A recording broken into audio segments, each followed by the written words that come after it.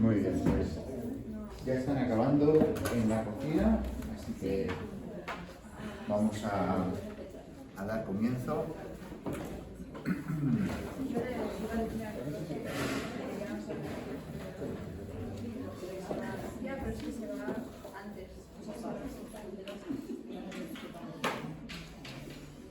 Y vamos a comenzar con una palabra de oración y después ya seguidamente comenzamos. Señor y Padre Celestial, te damos muchas gracias por este día, gracias ahora porque podemos aprender más acerca de ti, más acerca de tu palabra. Quiero pedirte que ahora tú nos bendigas y pues también nos instruyas y nos hagas comprender más y mejor de tu palabra. Quiero pedirte que ahora tú también nos ayudes a escudriñar estos diferentes conceptos y estas diferentes enseñanzas que tenemos en el libro de 2 de Samuel, que podamos aplicarlos a nuestros corazones. En el nombre del Señor Jesús. Amén. Pues 2 de Samuel es en realidad la segunda mitad de un solo libro que se divide en dos partes por una razón muy obvia, porque no cabían los dos en el mismo rollo, ¿vale? Entonces, tenemos aquí la mayor parte de 2 de Samuel, es una historia del gobierno del rey, vale, vamos a intentar eso otra vez, del rey David, ¿sí? Entonces tenemos aquí que 2 de Samuel, casi todo es sobre David. Después de la muerte del rey Saúl, el pueblo de la tribu de Judá, pues fue escogido David como el rey, y durante los siguientes 7 años David estuvo en guerra con el hijo de Saúl, el rey Isboset de Israel. Entonces David se convirtió en el rey de toda la nación. David conquistó a los enemigos de Israel y se convirtió en el gobernante de un pequeño imperio. Entonces tenemos aquí que David no era perfecto, pero era un hombre conforme al corazón de Dios. Y entonces eso es, nos podemos hacer la pregunta, ¿y eso cómo funciona? ¿No? Porque tú piensas, si era un hombre conforme al corazón de Dios, tendría que ser perfecto.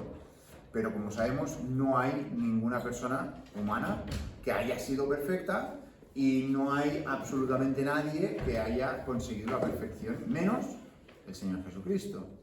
Entonces, pues tenemos aquí que Él era leal a Dios, Él era leal a lo que Dios quería para Él y fue recto, fue íntegro delante de Dios.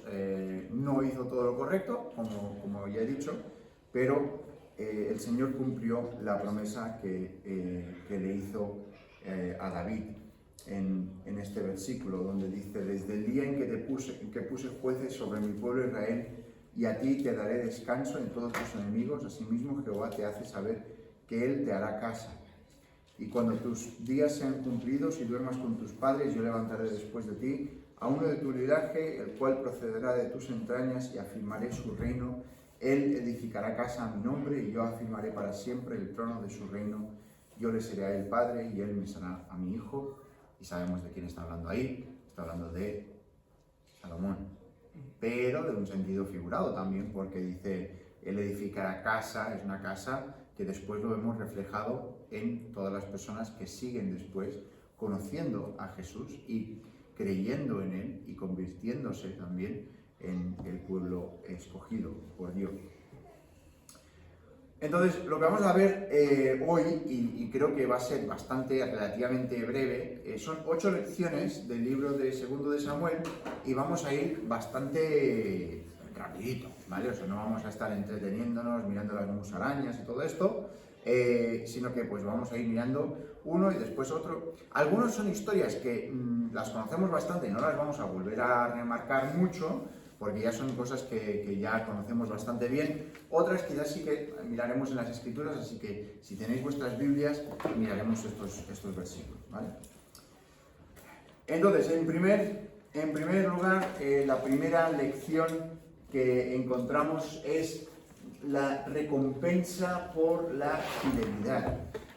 La fe de David en Dios era fuerte. En lugar de tomar el asunto en sus propias manos, David esperó a que se cumplieran las promesas de Dios. David estaba ahí esperando a ver cuándo Dios actuaba. varias veces ignoró la oportunidad de matar al rey Saúl cuando se presentaron esos momentos.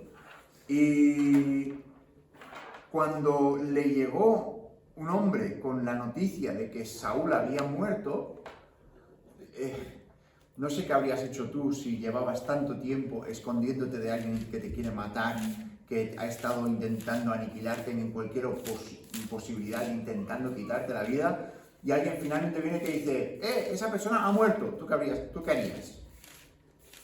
Humanamente te alegrarías, ¿verdad? Yo sé lo que yo haría, no más seguro, ¿vale?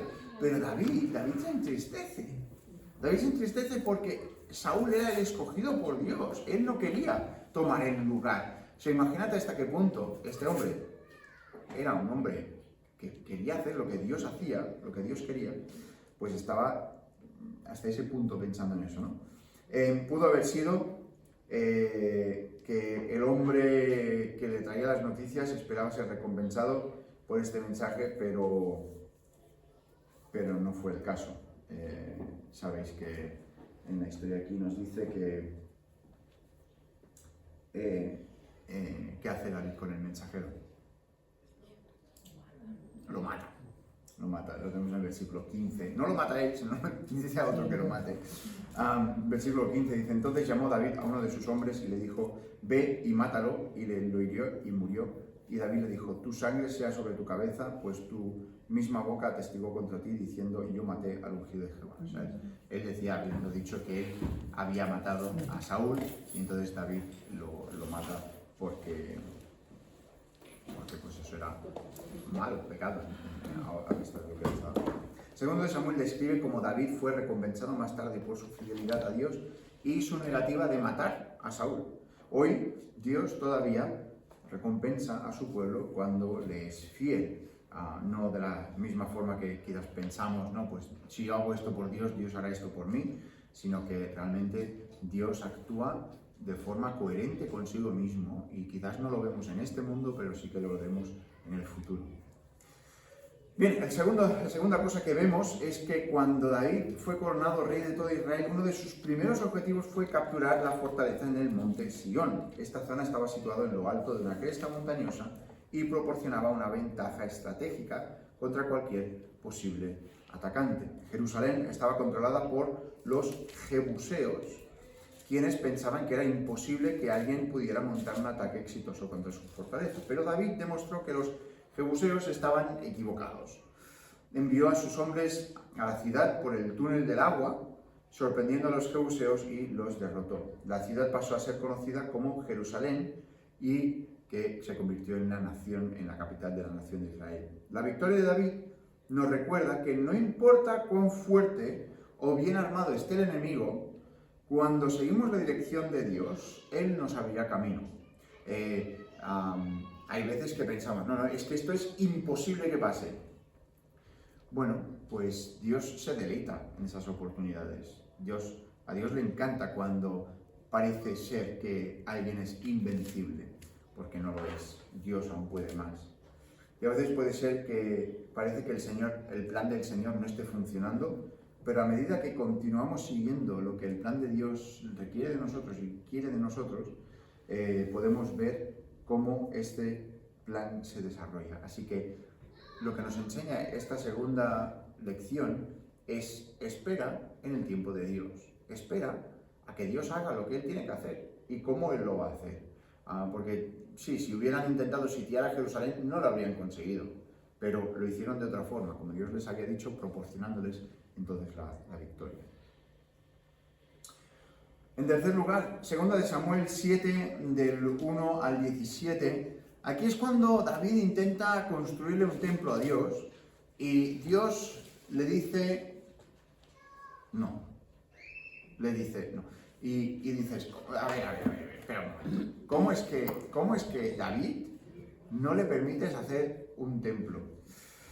Pero Dios le dijo que no a la petición de David de conseguir ese templo para albergar el arca del pacto. Y David pensó que él estaba haciendo lo correcto y quería agradar y honrar a Dios, pero Dios tenía otros planes en mente para él. Dios quería que él hiciera otra cosa.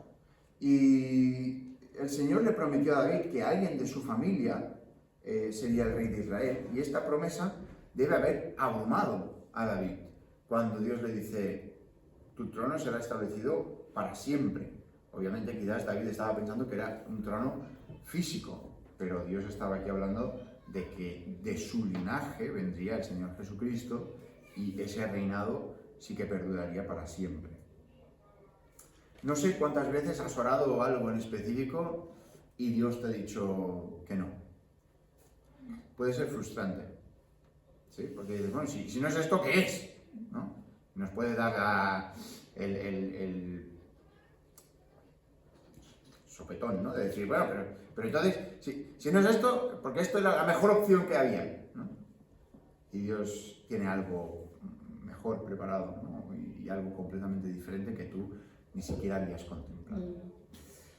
Entonces, incluso cuando oraste con motivos puros por algo que pensaste que agradaría a Dios, Él todavía dijo que no. Necesitamos recordar que cuando Dios rechaza nuestras peticiones, no nos está rechazando a nosotros, ¿sí? No te está diciendo que no a ti como persona, sino que está rechazando esa petición. Él tiene un mejor plan en mente para nuestras vidas. Pues vamos a mirar aquí 2 de Samuel capítulo 9 para ver este cuarto. 2 de Samuel capítulo 9. Y leeremos estos primeros 13 versículos. Dijo David: ¿ha quedado alguno de la casa de Saúl? Parece que esa pregunta, si la hubiéramos dejado ahí, es peligrosa. ¿Por qué? Porque en estos tiempos, cuando un rey conseguía hacerse rey, ¿qué pasaba con la familia del anterior rey? Los mataba a todos, los aniquilaba a todos, ¿no? Entonces, si hubiéramos quedado en esa pregunta, en ese punto, ¿ha quedado alguno de la casa de Saúl? Y si se hubiera quedado ahí, todo el mundo de la casa de Saúl habría temblado. Pero ¿cómo continúa ese versículo? A quien haga yo misericordia por amor de Jonatán. Y había un siervo de la casa de Saúl que se llamaba Siba, el cual vinieron para que viniese a David, y el rey le dijo: ¿eres tú, Siba? Y él respondió: tu siervo. Y el rey le dijo: no ha quedado nadie de la casa de Saúl a quien haga yo misericordia de Dios. Y Siba respondió al rey: aún ha quedado un hijo de Jonatán lisiado de los pies. Entonces el rey le preguntó: ¿dónde está? Y Siba respondió al rey: aquí está en casa de Maquir, hijo de Amiel, en Lodebar. Entonces envió el rey David, le trajo a la casa de Maquir, hijo de Amiel, de Lodebar. Y vino Mefiboset, hijo de Jonatán, hijo de Saúl, a David. Y se postró sobre su rostro, hizo reverencia, y dijo David: Mefiboset. Y él respondió: aquí tu siervo. Y dijo David: no tengas temor, porque yo, a la verdad, haré contigo misericordia por amor de Jonatán tu padre, y te devolveré todas las tierras de Saúl tu padre, y tú comerás siempre a mi mesa. Y él, inclinándose, dijo: ¿quién es tu siervo para que mires a un perro muerto como yo? Entonces el rey llamó a Siba, siervo de Saúl, y le dijo: todo lo que fue de Saúl y de toda su casa yo le he dado al hijo de tu señor. Tú pues le labrarás las tierras, tú con tus hijos y tus siervos, y almacenarás los frutos para que el hijo de tu señor tenga pan para comer. Pero Mefiboset, hijo de tu señor, comerá siempre a mi mesa. Y tenía Siba 15 hijos y 20 siervos. Qué bien, porque si no Siba estaría un poco abrumado de tener todas esas tierras que tenía que labrar ahora, ¿eh? Pero como tenía 15 hijos y 20 siervos, pues se podían repartir la faena. Pero vemos aquí la misericordia que David tiene sobre Mefiboset. Cuando el rey David llamó a Mefiboset, el hijo de Jonatán, el rey le muestra bondad en lugar de matarlo. Él estaba en su derecho de matarlo. Era lo que se hacía, era lo que hacían todos los reyes. Pero David no trató amablemente a Mefiboset porque se lo mereciera, sino porque David había prometido a Jonatán que amaría o que sería amable con todos sus parientes. Este es un maravilloso ejemplo de lo que conocemos como gracia. Nosotros estábamos indefensos y sin esperanza como Mefiboset, y Dios nos encontró y nos recibió en su familia. Nosotros no había nada en nosotros que Dios dijera: ay, sí, pues mira, De hecho, si te fijas, Mefiboset tenía un problema de los pies, era cojo, y pone lisiado de los pies. O sea, ni siquiera podía andar correctamente, no tenía ni eso funcionando para él, ¿sabes? Pues aún así, David tiene misericordia de él. ¿Por qué? Por gracia. ¿Sí? Y nosotros nada hemos hecho para merecer este favor de Dios. Es un regalo de Dios para nosotros. Al igual que Mefiboset, lo único que podemos hacer es aceptar con gratitud el maravilloso regalo de amor y bondad de Dios. Esta historia sí que no hace falta leerla, es este encubrimiento inútil del pecado que David cometió con Betsabé. Cuando Betsabé se enteró que estaba embarazada, David llamó a su marido Urías a casa del frente. David esperaba que Urías se acostara con su esposa y que todos asumieran que el bebé le pertenecía, pero la lealtad de Urías, ¿os acordáis? Va y en vez de irse para casa, se queda en el portal de la puerta del castillo. Y David dice, vete a la casa, hombre. Y no. Y vemos ahí contrastado, ¿verdad? La lealtad de Urías con la... ¿Cuál es la palabra? No la ilealtad, pero la infidelidad. Gracias. Infidelidad o del engaño de David. Y David no lo intenta solamente una vez, sino 2 intentos fallidos de que Urías regresara a casa. David recurrió a que el valiente soldado fuera al frente, para que así de una forma accidental muriera, fuera asesinado. Después de un periodo adecuado de duelo, David toma a Betsabé como esposa. ¿Hizo bien las cosas David? Buah. Esta es una de esas historias que dices, vale, espera un segundo. Estamos hablando del mismo David, ¿verdad? ¿Sí? Estamos hablando del mismo David que... ¿sí? Y efectivamente, y esto es una de las cosas que podemos ver en las Escrituras una y otra vez, que Dios no esconde las faltas. Dios no dice, no, fue conforme al corazón de Dios y no hizo absolutamente nada malo en toda su vida. No, fue conforme al corazón de Dios y metió la pala, pero hasta arriba. ¿Sí? Lo que diríamos, vaya dominós, porque no fue un pecado, sino que fue un pecado que llevó a otro pecado, que llevó a otro pecado, que acabó en asesinato, ¿sí? O sea, secuencia de cosas aquí, ¿no? Y todos hacemos cosas que están mal, cosas que desearíamos poder tapar y hacer desaparecer, pero es una tontería hacer eso. Esta mañana estábamos mirando, todas las cosas están desnudas y abiertas delante de Dios. David estaba intentando tapar algo que incluso sus confidentes cercanos ya sabían, porque él fue quien mandó a que Urías fuera a casa. Él mandó que Urías se marchara del portal. Él mandó que Urías, claro, de repente tiene que ir a la primera línea. Nuestros pecados tienen una manera de salir a la superficie cuando menos lo esperamos. En lugar de cubrir nuestros pecados, podemos confesarlos a Dios. Y es lo más lógico, porque ¿sabes qué? Dios ya lo sabe. No es algo que a Dios le sorprenda y diga, uy, vaya hombre, me esperaba más de ti. Has cometido ya el pecado. Dios ya lo sabe. Dios sabe cómo eres, cómo soy. Pero Dios nos perdona y nos ayudará a lidiar con los efectos de nuestro pecado. Porque esto es otra cosa que podemos mirar aquí. David sufrió los efectos secundarios de esto. Él lo sufrió más adelante. Vamos a mirar aquí 2 de Samuel 20, para mirar 2 de Samuel 20, del 16 al 22.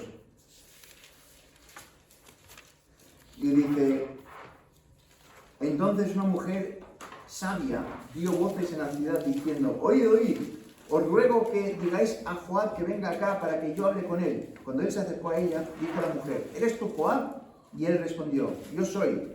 Ella le dijo, oye las palabras de tu sierva. Y él respondió, oigo. No sé qué estamos jugando aquí, pero... ¿Te llamas tú Joab? Soy yo. Y entonces volvió ella a hablar diciendo, antiguamente solían decir, quien preguntare, pregunte en Abel, y así concluían cualquier asunto. Yo soy de las pacíficas y fieles de Israel, pero tú procuras destruir una ciudad que es madre en Israel. ¿Por qué destruyes la heredad de Jehová? Joab respondió diciendo, nunca tal me acontezca que yo destruya ni deshaga. La cosa no es así, mas un hombre en un monte de Efraín que se llama Seba, hijo de Bizrini, ha levantado su mano contra el rey David, entregad a ese solamente y me iré de la ciudad. Y la mujer dijo a Joab, he aquí su cabeza te será arrojada desde el muro. ¿Cómo era esto? Soy de las pacíficas y fieles. Y la mujer dijo a Joab, he aquí su cabeza te será arrojada desde el muro. Y la mujer se fue luego a todo el pueblo con su sabiduría, y ellos cortaron la cabeza de Seba, hijo de Bizri, y la arrojaron a Joab. Y él tocó la trompeta y se retiraron de la ciudad, cada uno a su tienda, y Joab se volvió al rey, a Jerusalén. Qué historia más bonita, ¿verdad? Pero es una mujer que se levantó. Es una mujer que dijo, aquí nadie está diciendo nada. Y entonces se levanta y está en medio de un asedio y estaba pidiendo hablar con la persona que estaba liderando ese asedio, el responsable, y como resultado salva a la ciudad de la destrucción, porque le pregunta, ¿tú qué quieres? ¿Quieres que esta ciudad sea destruida? Y dice, no, yo lo que quiero es, pues, tal persona, ¿no? Es el encargado. Pues siempre es la persona cuyo nombre aparece en los titulares quien cambia el curso de la historia. No sé si lo habéis visto eso, ¿no? Pues cuando ves, tal persona ha hecho esto, ¿no? Y antiguamente, pues, hacían cosas esplendorosas, como, por ejemplo, coger un avión y ir 16 horas, ¿no? Solos en un avión de un continente a otro continente, y aparecía, ¿no? Charles Lindbergh ha hecho este viaje espectacular, ¿no? Y entonces, pues personas, poco a poco, más gente, y ahora no es noticia, ¿verdad? Que hayas cruzado el Atlántico, pues muy bien, ¿no? Pero a menudo es este héroe anónimo, la persona que se atreve a levantarse y a defender lo que es correcto, quien marca la verdadera diferencia. Y esto nos debe animar a nosotros, que quizás no nos van a reconocer, no nos van a decir, oh, qué bueno que eres, sino van a decir, oye, la persona anónima, la mujer anónima, en este caso la mujer sabia, nos dice el versículo 16. Pues también en 2 Samuel 22, del 1 al 30, tenemos aquí un cántico de liberación de David. Podéis también mirar este salmo, leerlo, merece la pena. Pero David cantó este cántico de alabanza a Dios por haberlo ayudado a superar uno de los momentos difíciles de su vida. Y al leer esta sección notamos cuántas maneras David describe el gran cuidado de Dios por él. Y va enumerando, ¿no? Que Dios es mi roca, Dios es mi fortaleza, Dios es mi libertador, Dios mío, fortaleza mía, en Él confiaré, es mi escudo, el fuerte de mi salvación, mi alto refugio. O sea, una y otra vez, suenan los salmos, ¿no? Pero porque tenemos a David ahí diciendo, ¿no? Este himno. Y él va hablando, ¿no? Va diciendo todas estas cosas. Y todas estas cosas son importantes, pero Dios rescató a David no solamente de enemigos físicos, sino también de enemigos de la soledad, del desánimo, de la desesperación, del dolor emocional. Cuando los tiempos son difíciles en nuestras vidas, podemos animarnos con estas palabras de David, que nos recuerdan el maravilloso amor y cuidado de Dios por nosotros. Mira lo que dice el versículo 26. Con el misericordioso te mostrarás misericordioso y recto con el hombre íntegro. Así que tenemos que buscar ser estos misericordiosos, que Dios también envíe misericordia hacia nuestras vidas. Y después, en los versículos 50 y 51 de este mismo capítulo, si lo leemos aquí juntos, dice, por tanto yo te confesaré entre las naciones, oh Jehová, y cantaré a tu nombre. Él salva gloriosamente a su rey y usa misericordia para con su ungido, a David y a su descendencia para siempre. Y a lo largo de esta canción, David honró a Dios como su lugar seguro, como su protección, como su roca. Lo hemos leído todo esto en los primeros versículos. Al cerrar, este himno expresa su esperanza en Dios por un gran futuro. David sabe que sus días propios están contados, sus días van a acabar pronto. Pero dice, que Él cantará a su nombre, que esto será misericordia en su descendencia, que van a venir más después suyo, después de Él. David creía que Dios cumpliría sus promesas y que continuaría bendiciendo a sus descendientes a través de los siglos. Cuando confiamos realmente en el Señor, cuando ponemos nuestra confianza verdaderamente en Él, sabemos que Él cumplirá sus promesas.